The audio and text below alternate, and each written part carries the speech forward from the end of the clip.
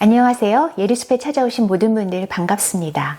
오늘도 제가 일상에서 반짝하고 빛비춤 받은 소소하지만 소중한 순간들에 대한 얘기부터 해볼게요. 내 일상의 반짝 모멘트 코너입니다. 우리가 살다 보면 스트레스를 아주 안 받을 순 없잖아요. 여러분들은 어떻게 그 스트레스를 푸시나요? 저는 저만의 길티 플레저를 충족하는 걸로 해소하곤 하는데요. 길티 플레저라는 말 혹시 들어보신 적 있으실까요? 네, 저는 예전에 미국 대학에서 연수하던 시절에 처음 들어봤어요. 이 토론식으로 하는 소규모 수업이었는데 뜬금없이 교수님께서 요즘 여러분의 길티 플레저는 무엇이죠? 라고 물으신 거예요. 처음 듣는 말이라서 제가 순간 당황했는데요. 다행히 제가 발언할 순서가 좀 뒤쪽이어서 다른 학생들은 뭐라고 대답하나 귀를 쫑긋 세우고 들어봤죠. 한 학생은 초콜릿이 범벅이 된 케이크를 먹는 거라고 얘기를 하고요. 또 다른 학생은 야한 상상을 하는 거라고 하더라고요. 아하, 그래서 제가 감을 잡았죠. 제 순서가 됐을 때 전 이렇게 말했어요. 그때 당시 중학생이었던 딸이 즐겨보던 디즈니 채널의 청소년 드라마가 있었는데요. 거기 나오는 남자 주인공한테 제가 홀딱 반해서 딸이 없을 때 저 혼자서도 그 드라마를 찾아본다고 얘기를 했습니다. 그때 제 나이가 30대 후반이었거든요. 그런데 그 주인공은 뭐 끼케야 10대 후반쯤 됐을 테니까 그 정도면 충분히 길티한 플레저 아닌가요? 그런데 전 그렇게 생각했었지만 교수님하고 다른 친구들은 생각이 달랐나 봐요. 빵 터지고 웃더니 so cute 그러는 거예요. 사악한 게 아니라 귀여운 즐거움으로 보였나 봐요. 만약에 요즘 저의 길티 플레저가 뭐냐고 물으신다면요. 땅콩잼이랑 딸기잼이라고 말씀드릴 수 있을 것 같아요. 그게 무슨 길티 플레저냐고 얘기하실 수 있는데요. 요즘 그 땅콩잼을 사과에 발라 먹는 게 뭐 건강한 식습관 트렌드라면서요. 그런데 알고 보면 이게 열량이 만만치가 않아요. 딸기잼도 마찬가지고요. 그래서 제가 좀 검색을 해봤는데 이 둘 다 조금 먹으면 괜찮지만 많이 먹으면 건강에 이롭기보다는 안 좋다고 하더라고요. 그래도 어쩌겠어요. 너무 맛있는데. 저는 어떻게 하냐면 좀 일을 많이 했거나 좀 기분이 꿀꿀하거나 이런 날에는 이 두 잼을 연달아서 크게 한 숟가락씩 퍼먹습니다. 먼저 땅콩잼을 먹고요. 그 맛이 가시기 전에 얼른 또 딸기잼을 연이어서 한 숟가락 먹는 거예요. 그러면 기분이 절로 좋아지면서 큰 보상을 받는 그런 느낌이 들곤 합니다. 설마 저만 이런 건 아니죠? 여러분들도 이렇게 좀 숨겨놓고 남몰래 먹는 음식 한두 가지씩은 갖고 계시지 않나요? 오래전에 저희 회사에 뉴욕대 저널리즘 스쿨 학생들이 단체로 견학을 온 적이 있었어요. 그때 제가 회사 대표로 나가서 소개도 해주고 그리고 또 한국의 미디어 현황에 대한 설명도 해주고 했거든요. 이어서 질의응답 시간도 가졌는데 학생들이 제가 설명해줬던 내용보다 정작 개인적인 궁금증들을 많이 물어보더라고요. 예컨대 방송사에서 일하다 보면 스트레스를 많이 받으실 텐데 어떻게 푸느냐라는 거예요.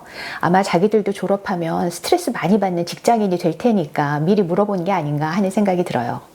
그래서 그때 제가 뭐라 그랬냐면요. 혹시 한국의 노래방 문화를 아십니까? 라고 했어요. 그때 당시에 저는 동료들이랑 스트레스가 많이 쌓인 그런 날이면은 회식도 하고 끝나고 나서 노래방 가서 신나게 같이 노래하면서 풀곤 했었거든요. 당시는 캐대언이 나오기 훨씬 전이니까 한국 문화에 대해서 잘 몰랐을 텐데도요. 아마 자기들이 예상했던 답변이 아니라서 그런지 빵 터지면서 굉장히 재미있어 하더라고요. 사실 일상의 무게를 견뎌내려면 우리 모두에게는 뭔가 길티 플레저가 필요하지 않나 하는 생각을 하고 있어요. 그게 뭐 노래방이든 아니면 땅콩잼이든 어떤 거든지요. 여러분들은 요즘 어떤 길티 플레저로 스트레스를 풀고 계신가요? 네, 지금부터 숲에 묻고 숲이 답하다 코너를 진행해 보겠습니다. 그동안 저한테 조언을 청하셨던 많은 분들과의 대화를 간추려 소개하는 시간인데요. 오늘은 앞서 얘기했던 그 뉴욕대 저널리즘 스쿨 학생들과의 대화를 좀 더 얘기를 해볼게요. 그때 그분들이 저에게 던졌던 또 다른 개인적인 질문이 있었는데요. 바로 일과 양육을 어떻게 병행할 수 있었는가 하는 거였어요. 좀 의아하시지 않나요? 한국 학생도 아니고 미국 학생들이 그런 질문을 했다는 게요. 당시 왔던 사람들 중에 여학생들 비중이 좀 많기도 했고요. 또 제가 미국에서 연수하던 시절에 가만히 살펴보니까 이 미국에 일하는 엄마들의 현실도 한국 못지않게 녹록하지 않더라고요. 한국도 그렇고 미국도 그렇고 이 일과 가정을 양립한다는 거는 마치 외줄타기를 하는 것처럼 힘겨운 싸움이 아닌가 하는 생각이 듭니다. 저는 일하면서 딸아이를 하나 낳아서 키웠는데요. 지금은 장성해서 독립했어요. 그런데 잘 자라니까 딸을 볼 때마다 신기한 생각이 듭니다. 와, 33년 동안 일하면서 내가 미친 듯이 바빴는데 어떻게 저를 키워냈지 하고요. 물론 저 혼자서 키운 건 아닙니다. 이 기자 일이라는 게요, 출퇴근 시간도 분명하지가 않고 또 휴일에 나가서 일하는 일도 많다 보니까 아는 분이 소개해 주신 할머니 한 분을 집에 모셔서 함께 살면서 딸을 돌봐주시도록 이렇게 했어요. 제가 출산하고 나서 정확하게 한 달 반 만에 다시 출근을 했거든요. 그때부터 우리 딸이 중학교에 들어가서 14살이 될 때까지 한 집에서 그분이랑 같이 살면서 가족처럼 울고 웃으며 그렇게 지냈습니다. 그런데 할머니가 아무리 아이를 잘 돌봐주셔도요, 엄마가 해줘야 하는 그런 일들이 꼭 있잖아요. 예를 들면은 아이가 초등학교에 다닐 때는 매일 받아쓰기 10문제를 엄마가 내고 채점 해오기 뭐 이런 숙제가 있는 거예요. 야, 그거 하느라고 진짜 힘들었거든요. 그리고 지금은 좀 달라졌다고 하던데 그때 막 그 시절만 해도요, 매일매일 학교에 애가 챙겨가야 되는 준비물이 엄청나게 많았어요. 그걸 챙겨주는 것도 엄마가 해야 하는 일이었죠. 좀 더 큰 다음에 중고등학교에 들어가서는 다들 아시겠지만 뭐 학원이나 과외 이런 계획표 짜고요. 또 그 무시무시한 대학 입시 관리하는 일, 준비하는 일, 이것도 사실 엄마의 몫이잖아요. 다시 돌이켜 생각하면 지금 너 그거 처음부터 끝까지 또 해야 돼 라고 하면 절대 못할 것 같습니다. 그런데요, 사실 그 모든 일들보다 더 중요한 거는 아이하고의 정서적 교감이잖아요. 다른 엄마들처럼 늘 함께 있어주지 못하는 게 정말 미안했어요. 그리고 당연히 딸도 힘들어 했습니다. 그렇다고 제가 일을 그만둘 수 있는 형편은 아니었기 때문에 고민하다가 나름대로 찾아낸 해법은 뭐냐 하면, 아이랑 함께 있는 동안만큼은 정말 특별한 시간으로 보내려고 나름대로 애를 썼던 것 같아요. 이 영어 표현 중에 퀄리티 타임이라는 말이 있거든요. 그게 다른 사람이랑 같이 있을 땐 그 사람한테 오롯이 관심을 집중하고 마음을 나누려고 애쓰는 걸 말합니다. 그러니까 말하자면 저는 짧은 시간이라도 딸과 함께 있을 때 그 모든 시간을 퀄리티 타임으로 만들려고 노력했던 것 같아요.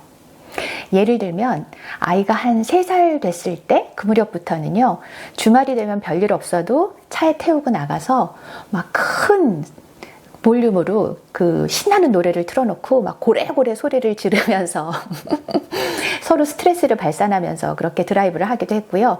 또 좀 일찍 퇴근하는 날이면 근처 학교에 있는 운동장에 가서 팔을 막 이렇게 크게 흔들면서 파워워킹이라고 하죠. 누가 더 빨리 걷나 경쟁하면서 그렇게 걷기도 했어요. 근데 뭐니 해도 우리 딸이 어린 시절에 가장 좋아했던 시간은 한 달에 한 번쯤 큰 서점으로 데이트를 나가는 것이었는데요. 가서 원 없이 책 구경도 하고 또 마음에 드는 책도 사주고요. 근데 그냥 사준 건 아니에요. 저희 집의 벽에다가 포도 그림을 붙여놨었거든요. 딸이 책 한 권을 다 읽고 독후감을 쓰면 거기에 색색의 포도알을 색종이로 만들어서 붙여줬어요. 채워야 되는 포도알이 한 10몇 개쯤 됐는데 그걸 다 채우면 서점에 데려갔던 거예요. 덕분에 우리 아이는 여러 어려움이 있기는 했지만 그래도 적어도 책은 좋아하는 그런 아이로 자랐던 것 같습니다. 물론 힘든 순간들도 많이 있었죠. 특히 아이가 사춘기가 되었을 때는 대화하는 것 자체가 쉽지 않았어요. 그런데 마침 제가 1년 동안 회사 업무에서 벗어나서 미국 대학으로 연수할 수 있는 그런 기회가 생긴 거예요. 그래서 낮에는 서로 각자의 학교에서 공부를 하면서 시간을 보냈지만 적어도 저녁 시간만큼은 온전히 함께 할 수 있게 되었죠.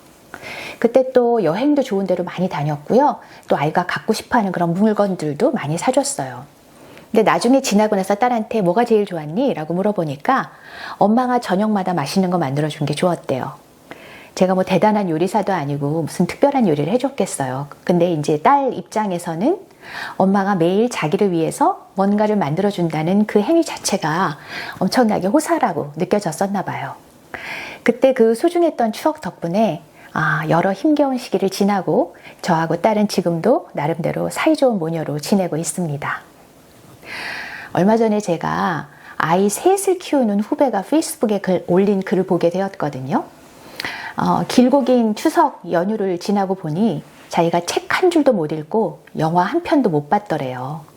그래서 그걸 푸념하는 내용이었는데 이어서 쓴 얘기는 그래도 막 아이 셋이 서로 자기 엄마 옆자리에 서겠다고 혹은 앉겠다고 막 싸우는 걸 볼 때마다 와, 내가 내 인생에서 최고로 인기를 누리고 있네, 인기 절정이네 라고 생각을 하면서 행복감을 느낀다고 하더라고요. 그리고 나중에 아이들이 큰 다음에도 엄마하고 함께 했던 소중한 추억을 간직할 수 있도록 하나하나와 좀 특별한 시간을 가지려고 노력한다는 그런 얘기도 덧붙여서 써놨어요. 그 글을 읽는데 가슴이 이렇게 뭉클하더라고요. 와, 나는 아이 하나를 낳아 키우는데도 그렇게 힘들었는데 셋을 건사하면서 또 그렇게 하나하나와 특별한 시간을 가지려고 노력한다는 그 후배가 너무 장해서요. 지금도 이 영상을 보고 계신 일하는 엄마들이 계시다면 그런 얘기를 해드리고 싶어요.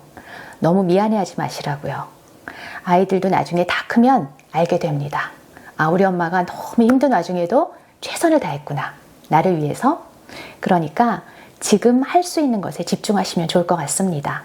아이랑 함께 있을 때는 온전히 집중하기. 그리고 원 없이 사랑한다고 표현하기. 네, 그렇게 퀄리티 타임으로 아이와 함께 하는 시간을 만들어 가시면 좋을 것 같습니다.